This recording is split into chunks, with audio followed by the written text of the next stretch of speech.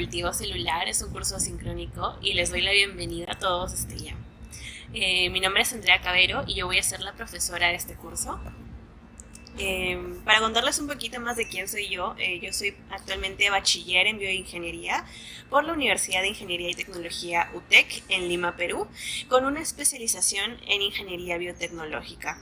Mi área de conocimiento más que nada viene siendo la ingeniería de tejidos, la bioimpresión 3D y el cultivo celular, gracias a que realicé mi tesis de titulación sobre bioimpresión caótica de tejido muscular esquelético, desarrollada en el Laboratorio de Ingeniería Biomédica del Tecnológico de Monterrey en México. El laboratorio se llama Álvarez Trujillo y son bastante reconocidos por todo lo que es la bioimpresión 3D caótica, que es una técnica que ellos crearon en el laboratorio, y es aquí donde yo aprendí muchas de las técnicas de cultivo celular y otras cosas más también de ingeniería de tejidos. Ahí les dejo mi correo de contacto en caso quieran hacerme alguna pregunta mucho más específica sobre mi pasantía o sobre mi tesis. Y bueno, ahora sí quiero comentarles más sobre de qué se va a tratar este curso. Los contenidos del curso son los siguientes. Este se divide en 5 módulos. El primer módulo es de tipos de células. Vamos a conocer qué tipos de células existen y sus clasificaciones, para en base a eso también conocer qué estrategia podemos tomar para realizar el cultivo celular en el laboratorio. El segundo módulo va a ser sobre reactivos, materiales y equipos que usualmente se necesitan para realizar cultivo celular y un poco el por qué se usa cada uno de ellos, cuál es su mecanismo de acción y cómo también a veces varían de acuerdo al tipo de células que estamos cultivando. El tercer módulo van a ser netamente técnicas de cultivo celular. Ahora sí vamos a explicar en esta parte cómo podemos despertar las células cuando están congeladas, cómo realizar un pasaje o un pase celular, cómo hacer cambio de medio, cómo realizar el conteo celular, lo cual es muy importante para realizar los pases y también pues para calcular más o menos cuánta concentración de células queremos utilizar de acuerdo a los experimentos que necesitemos, y también la criopreservación, es decir, una vez que ya no vamos a hacer uso de las células para no desperdiciarlas y no botarlas, poder conservarlas, y para eso también hay una técnica. Ahí vamos a discutir un poco más los pasos a seguir y obviamente usando los reactivos, los materiales y equipos que hemos escrito en el anterior módulo. En el módulo 4 vamos a hablar un poco más sobre herramientas de caracterización celular, es decir, herramientas como LiveDead, que nos permiten ver el número de células vivas, el número de células muertas, ver la forma de las células, ver los núcleos, también poder cuantificar algunos genes de expresión mediante PCR, lo cual esto nos sirve bastante, sobre todo en investigación, para poder tener un conocimiento sobre cuál es el estado de nuestras células, o sea, si las células se encuentran a gusto con el medio, si se están muriendo, si están creciendo lento y por qué, un poco también para tener un monitoreo sobre este cultivo, ¿no? Y no ir como con los ojos cerrados, sino saber un poco cómo es el estado de nuestras células y también en base a eso tomar alguna decisión. Finalmente, el quinto módulo vamos a hablar netamente de aplicaciones del cultivo celular, es decir, en qué áreas de la investigación podemos usarlas y en qué áreas de la industria, porque se pueden usar en ambos casos. Ok, los objetivos del curso es primero, como les venía comentando, conocer los tipos de células que se pueden usar en cultivo y su clasificación, entender cómo y en qué situaciones se utilizan los reactivos, los materiales y los equipos, saber las principales técnicas que ya les comenté, conocer las herramientas de caracterización celular usadas para el monitoreo de las células y finalmente discutir las aplicaciones del cultivo celular. Bueno, ahora sí nos vamos a ir al primer módulo, donde vamos a discutir sobre los tipos de células que existen y sus clasificaciones. Bueno, los objetivos del módulo es primero conocer estas células y además comprender las implicancias de cada una descrita anteriormente para el cultivo celular, es decir, algunas células requieren cosas adicionales o algunos pasos o reactivos específicos, ¿no? No todas las células son iguales. Así como no todos los animales, no todas las plantas son iguales, de la misma forma cada célula es un mundo de por sí, y si bien son similares entre sí, por ejemplo una célula de músculo puede ser un poquito similar a una de piel porque tienen los mismos organelos, tienen la membrana, etcétera, pero tienen características muy particulares desde la forma de la célula hasta la funcionalidad que tiene, ¿ok? Y cada una es un mundo y para cada una hay que tener consideraciones específicas. Bueno, los temas de este módulo vamos a tratar las células según 3 tipos de clasificación muy importantes. La primera clasificación es según la capacidad de adhesión de esta célula. Existen 2 tipos de células según la adhesión, células tanto adherentes como no adherentes. La segunda parte vamos a clasificar las células según su capacidad de diferenciación, es decir, por ejemplo, tenemos células madre, las cuales pueden ser inducidas para diferenciarse en otros tipos de células, y luego tenemos las células diferenciadas, que en su mayoría ya son células adultas, que ya no tienen una capacidad de poder seguir diferenciándose y que ya tienen una funcionalidad muy definida. Finalmente tenemos las células según la procedencia. Pueden ser células aisladas, es decir, que podemos extraerlas directamente de algún ser vivo como algún animal o el ser humano, o líneas celulares que ya son líneas inmortalizadas, caracterizadas, que se usan mucho en la investigación en el laboratorio porque son tan conocidas y están tan estandarizadas que nos permiten también para llevar a cabo experimentos de una forma con menos variabilidad, ¿no? Porque a veces cuando usamos algunas células aisladas pueden haber variabilidad de acuerdo al sujeto del cual se extrajo esa muestra y eso podría tal vez ensuciar resultados, así que siempre para mantener un estándar también se utilizan las líneas celulares. Todo esto vamos a ir discutiéndolo poco a poco. En primer lugar vamos a hablar sobre las células adherentes. Las células adherentes de por sí son células que sí o sí necesitan adherirse a alguna superficie o alguna matriz para poder crecer, proliferar y en general sobrevivir. Es decir, si estas células no tienen esta matriz o esta superficie, van a morir, así de simple, o sea, no hay otra opción para ellas.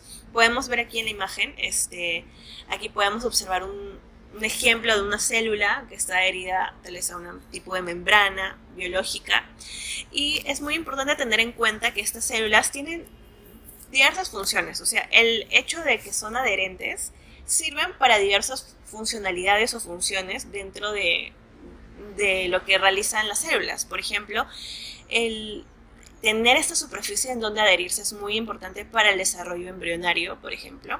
Luego también para la migración celular, ya que las células en su membrana tienen algunas proteínas, las cuales se pueden adherir a ciertos componentes muy específicos de la superficie o de la matriz, y en base a eso van a poder encaminarse y dirigirse hacia las partes dentro de un tejido donde se necesita reparar o restaurar la célula y van a crecer por esa zona, pero para ello necesitan poder moverse, desplazarse, migrar. ¿Okay? Sin la superficie y sin las proteínas que rodean la membrana celular, si no hay ninguno de estos 2 componentes, simplemente no va a poder existir la migración celular. Además tenemos la diferenciación celular, porque esto también es muy fundamental, porque sobre todo cuando hablamos sobre células madre o células que tienen el potencial de aún diferenciarse, como por ejemplo células pluripotenciales, ellas detectan, sensan la superficie en la cual se encuentran. Ellas son capaces de determinar si esta superficie es blanda, si es dura, si es porosa, si es no porosa, y en base a eso se envían ciertas señales a nivel molecular en las cuales ellas van a poder decir, uy, mira, esta superficie es muy dura, tal vez prefiero diferenciarme en un hueso, porque esa superficie tiene las características mecánicas, las propiedades mecánicas para poder ser diferenciada en un hueso. O sea, no va a poder diferenciarse, por ejemplo, en músculo, porque tal vez la superficie es porosa y es muy dura. Pero si la célula detecta, no sé, es que esta superficie no es ni tan dura ni tan blanda y es elástica, ok, tal vez puedo diferenciarme en una célula muscular o de músculo esquelético, por ejemplo.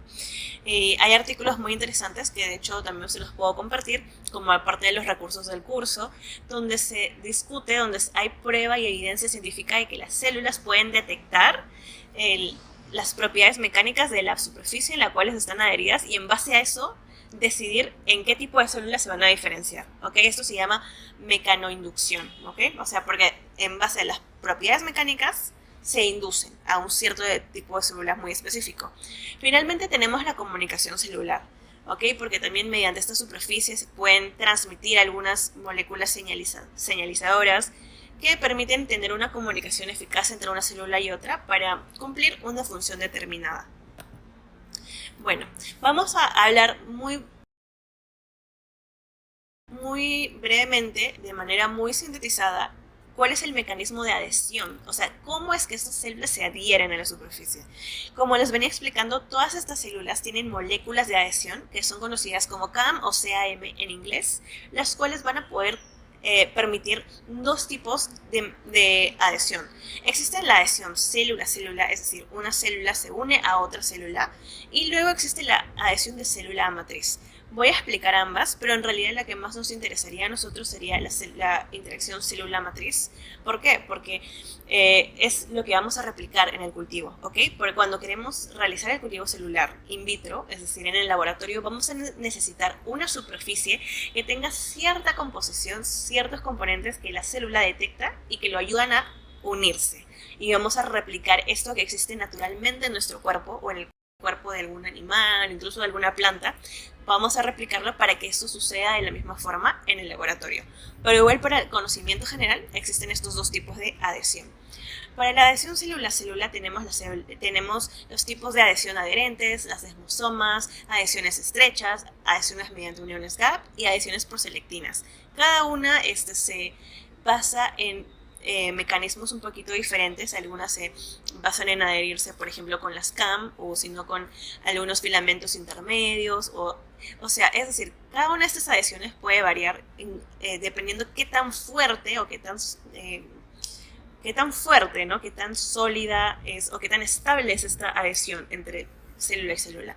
Como les venía comentando, no voy a entrar mucho en esta parte, es nada más para un conocimiento genérico. Lo que sí voy a discutir un poco más es la parte de célula matriz, ¿ok? Voy a mover un poquito mi cámara para otro lado. Y tenemos dos tipos principales de unión entre célula y matriz. Por ejemplo, tenemos la unión mediante hemidesmosonas y las adhesiones focales. En cuanto a la adhesión por hemidesmosonas, esta se basa en que las integrinas de la célula, o sea, es decir, integrinas son unos tipos de moléculas de adhesión que se encuentran en la membrana celular. Estas se van a unir a las lamininas. Las lamininas son unos componentes de la matriz extracelular, que puede ser, la matriz extracelular se puede abreviar como MEC, ¿ok? Desde aquí en adelante, cuando hablemos de matriz extracelular, van a encontrarlo en las diapositivas o en la forma en como lo hablo como la MEC, ¿ok? Las lamininas son parte de la MEC. La MEC está compuesta por muchos tipos de componentes: colágeno, elastina, laminina. En este caso, las integrinas de las células se van a unir a las lamininas de la MEC y van a generar esta adhesión. Y luego tenemos las adhesiones focales, en donde las mismas integrinas se van a unir a las fibronectinas de la MEC con los filamentos de actina de las células. Es decir, las integrinas van a ser como un mediador, van a ser como lo que está en el medio entre la integrina de la misma célula, la fibronectina de la matriz extracelular y los filamentos de actina de las células. ¿Ok? Los filamentos de actina de las células, es decir, van a estar unidos a las fibronectinas de la MEC y tienen como puente, como punto en común, las integrinas que están en la matriz, están en la membrana celular. Bueno, luego que discutimos sobre las células adherentes, vamos a explicar qué son las células no adherentes. Básicamente, las células no adherentes son las que se encuentran suspendidas en algún tipo de solución biológica o medio biológico y que no necesitan ningún tipo de matriz para poder sobrevivir o realizar sus funciones. En su general son células hematopoyéticas. La mayoría de las células de nuestro cuerpo son adherentes porque nos regimos mediante superficies, o sea, la piel de por sí es una superficie, tiene su matriz extracelular, los músculos, los huesos, pero las células que no necesitan de eso son las células sanguíneas, las células hematopoyéticas, ¿ok? Y existen muchas aplicaciones de estas células no adherentes en la investigación. Por ejemplo, se usan estas células para realizar estudios de la sangre, para conocer cómo es el estado de la sangre, si es que hay alguna infección, si es que hay alguna enfermedad. Luego tenemos los estudios inmunológicos, ya que una de las células hematopoyéticas o células sanguíneas son los glóbulos rojos, los cuales están muy relacionados con procesos inmunológicos. Y finalmente también tenemos la producción biotecnológica, porque este tipo de células en especial se conocen por cultivarse en medios en suspensión, en cultivos tridimensionales, cultivos celulares 3D. Nosotros en este curso no vamos a entrar mucho en los cultivos tridimensionales o cultivos 3D, porque esto sería como motivo mucho más amplio de otra discusión, de otra clase. Vamos a centrarnos netamente en lo que son los cultivos 2D, es decir, los que sí o sí van a necesitar algún tipo de superficie, aunque sea plana, para poder subsistir o sobrevivir. y que es la técnica ya mucho más común y empleada en investigación, digamos que es la técnica clásica, la técnica más, la que se puede usar en mayor medida, y es en las que nos vamos a centrar en este curso. Pero igual tenemos que conocer de todo tipo de células, que son las nuevas. Luego tenemos las células según su potencial de diferenciación, y aquí es donde entran las células madre. Las células madre son células no especializadas del cuerpo humano que tienen la capacidad o el potencial de diferenciarse en distintos tipos de células que sean más especializadas. ¿Okay? Entre sus grandes características se encuentran dos. Primero, la capacidad de autorrenovarse, es decir, que son capaces de reproducirse y seguir siendo la misma célula. O sea, por ejemplo, una célula madre mesenquimal se puede dividir, reproducirse, y las células hijas van a tener las mismas características que la célula madre, la cual las produjo. Y en segundo lugar, y lo más importante, es el potencial de diferenciación. Es decir, esto es lo que la característica principal, la cual les va a hacer capaces de poder transformarse en otro tipo de células mucho más especializadas y específicas del cuerpo humano. ¿Ok? Tenemos una clasificación para las células madres. Se pueden clasificar de distintas maneras, pero las más comunes o las más usadas son estas tres. Primero tenemos la clasificación según el estadio, luego tenemos la clasificación según el potencial de diferenciación, y finalmente clasificación de acuerdo a las células que se encuentran en la médula ósea. ¿Okay? En cuanto a la clasificación según el estadio, tenemos dos. Tenemos las células embrionarias y las células adultas. Las células embrionarias se encuentran en la placenta, es decir, cuando el bebé, o mejor dicho, el feto está en formación, la placenta está llena de estas células embrionarias. ¿Okay? En cambio, las células adultas se encuentran en el cordón umbilical. Esa sería la principal diferencia.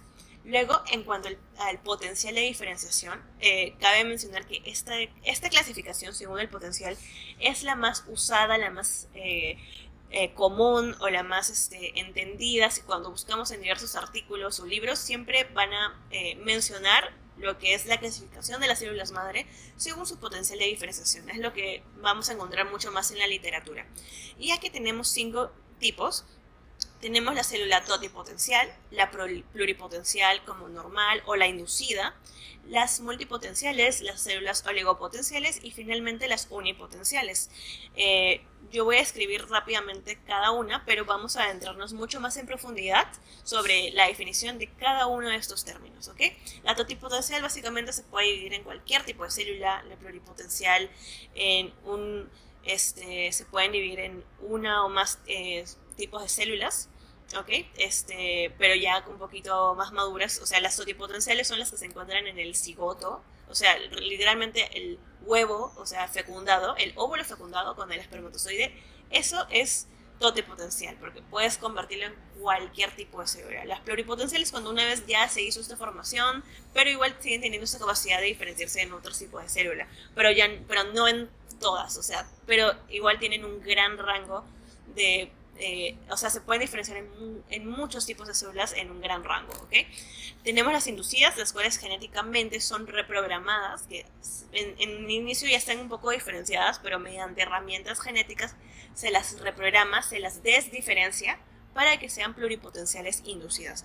Tenemos las multipotenciales, que se diferencian en un solo tipo de línea germinal, que ahora vamos a ver a continuación, las oligopotenciales, que se diferencian en un solo tipo de línea celular, y por último las unipotenciales, que se diferencian solamente en un tipo de célula. Finalmente tenemos la clasificación según médula ósea, que puede ser células mesenquimales, las cuales se generan en el mesodermo, en su mayoría son adherentes, y luego las células hematopoyéticas, que se generan en el tejido hematopoyético, es decir, en la sangre, y son no adherentes. Aquí tenemos una descripción mucho más gráfica, mucho más visual sobre la clasificación de las células madres según el potencial de diferenciación. Tenemos la célula totipotencial, que vendría a ser las células que se encuentran en el cigoto. Luego tenemos las células pluripotenciales. Una vez que el cigoto se divide, se va un poquito más madurando, tenemos las pluripotenciales, que aún tienen mucha capacidad de diferenciación, pero obviamente no son tan poderosos. O sea, realmente a nivel de laboratorio de investigación es muy difícil tener una célula totipotencial como tal, porque tendremos que literalmente fecundar un óvulo con un espermatozoide para obtener eso. De ahí no vamos a poder más, sino vamos a mayormente trabajar con las que son pluripotenciales. En cuanto a las pluripotenciales, luego vamos a tener las células multipotenciales, que se van a diferenciar en un solo tipo de células según la capa embrionaria. Existen las 3 capas embrionarias: el ectodermo, el mesodermo y el endodermo. Y luego finalmente también tenemos las células germinales, que vendrían a ser las células sexuales o reproductivas, que venía comentando que van a formar el cigoto como tal.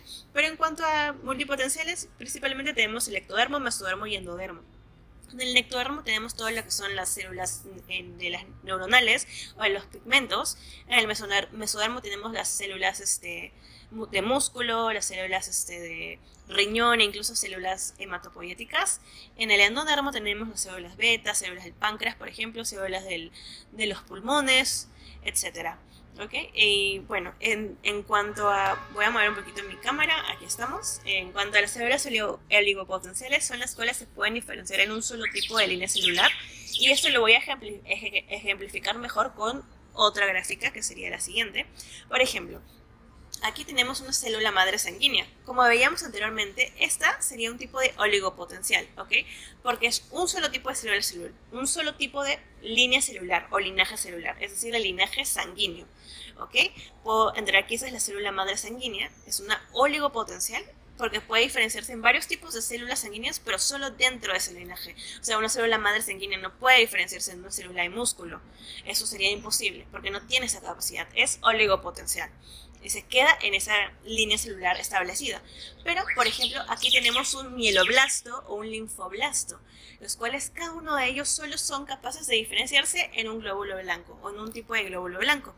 Este mieloblasto o este linfoblasto serían células unipotenciales. ¿Por qué? Porque solo se pueden diferenciar en un solo tipo, que sería el glóbulo blanco. O sea, un mieloblasto no se puede diferenciar en una plaqueta o en un glóbulo rojo. Eso sería imposible. Bueno, ahora vamos a proceder a las células diferenciadas. Estas células ya son especializadas, en su mayoría son células adultas y que tienen un rol definido dentro de un órgano o un tejido. Entre sus principales características se encuentran de que primero, no se pueden diferenciar, como venía comentando, ya perdieron esta capacidad. Luego tienen una estructura especializada, es decir, por ejemplo, pueden ser alargadas, como los mioblastos, que son largos, o pueden ser un poco más redondas. O sea, ya tienen esa estructura y esa forma establecida y definida y no va a cambiar. ¿Ok? Y finalmente también tienen una función específica, ya se encuentran dentro de una zona específica dentro del tejido. Por ejemplo, no sé, digamos que la célula de músculo esquelético se encuentra netamente en las fibras de músculo esquelético, no las vas a encontrar por ejemplo, en tejido adiposo, no, o sea, pueden colindar, pero no van a estar dentro de eso, o sea, ya tienen una función clara y van a estar en una ubicación espacial muy clara de acuerdo a esta función. Y por ejemplo, las células musculares sabemos que permiten el movimiento, permiten estirarnos, desplazarnos, y de ahí no va a cambiar esa función.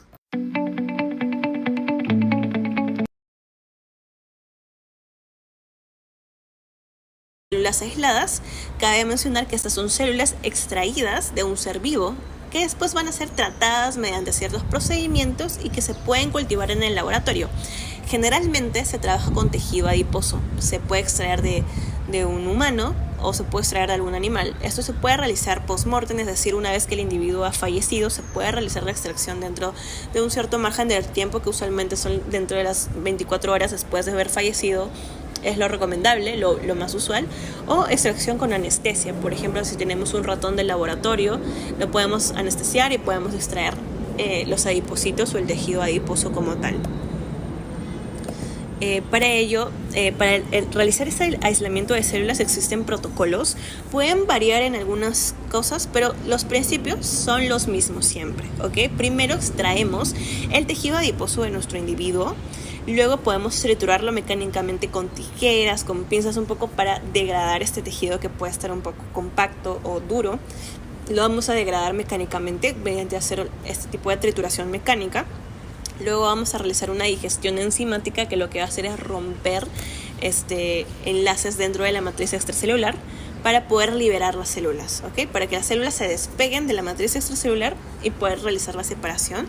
Luego se va a hacer un procesamiento, se van a hacer lavados mediante la centrífuga Y bueno, finalmente en este caso, en este protocolo, que aquí dejo también la fuente, hacen un enriquecimiento y luego a ciertos procedimientos. Esto es opcional, de acuerdo un poco al experimento que quieras realizar, pero las etapas iniciales de extracción, trituración mecánica, digestión enzimática y lavado son las mismas casi para cualquier tipo de célula y los puedes encontrar en diversos protocolos. Bueno, luego aquí tenemos el aislamiento de las células, como les venía diciendo, esto es cuando se aísla de algún ratón, de alguna rata de laboratorio. Aquí se hace primero la trituración, se hace el lavado con PBS, esto es muy importante que sea PBS porque tiene un pH neutro y no va a dañar a las células. Tenemos la digestión, puede ser mediante colagenasa tipo 1, existen otras enzimas, pero la más usada, la más común, es la colagenasa tipo 1, va a destruir, va a cortar literalmente los enlaces de colágeno dentro de la matriz extracelular para liberar las células. Se hacen lavados con centrífuga y finalmente vamos a obtener un pellet que va a ser el concentrado con las células, y ese pellet lo podemos resuspender en cultivo y lo podemos poner en estas placas que son las en estos frascos que son los T25 o T75 de acuerdo al tamaño, y ya con esto podemos hacer el cultivo en 2D. Finalmente tenemos las líneas celulares.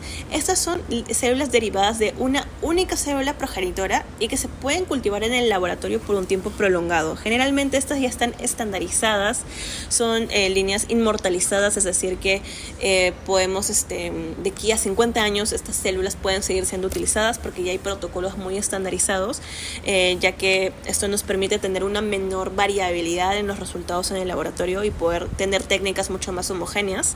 Y existen dos tipos, las células finitas y las células infinitas. Las infinitas usualmente suelen ser células cancerígenas, ¿ok? Por ejemplo, podemos tener las células HeLa, que son hay una historia muy interesante detrás de ella que vamos a tocar ya en partes mucho más éticas dentro de la aplicación. Que son células extraídas de un tumor y que literalmente hasta el día de hoy siguen proliferando y siguen siendo usadas en investigación. Y estas pueden sobrevivir muchos pasajes, ¿ok? Luego tenemos las células finitas, que después de llega a un cierto punto o un cierto límite en el que ya no se pueden proliferar o en el que ya alcanzan una vejez, que se le llama, ¿no? O sea, se vuelven senescentes, se vuelven viejas y ya no van a crecer, ya no se van a reproducir con la misma velocidad o incluso pueden dejar de reproducirse. Tenemos estos dos tipos y escoger uno o el otro depende del tipo de investigación que estemos realizando. Bueno, esto era todo por la primera clase. Espero poder verlos en el segundo módulo y eso sería